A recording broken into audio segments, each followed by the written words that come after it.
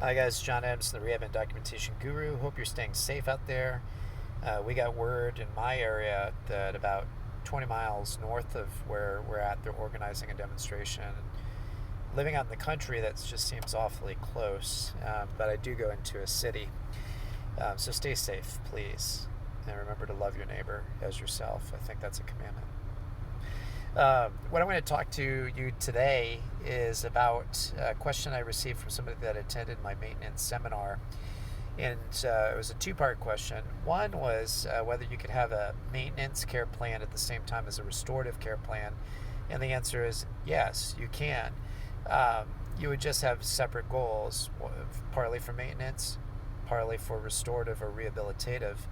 And that's perfectly acceptable.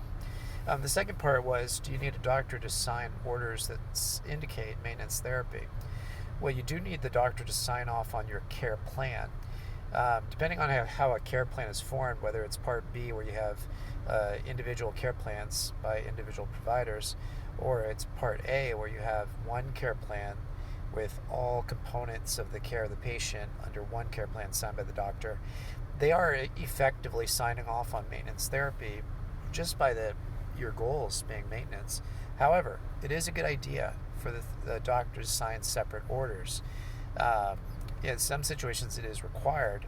For Part B, it is not necessary except for the evaluate and treat order, but the care plan itself signed acts as an order. But it's a good idea. And it would be good in that case to have the doctor specifically state, and you can, generally we write the ongoing orders, the follow-up orders for the doctor who then signs it, for you to state in that order, patient is seen for both maintenance, and you can indicate what the maintenance is for, and for rehabilitation and just have that in your order. Why not? And that'll just cover both bases.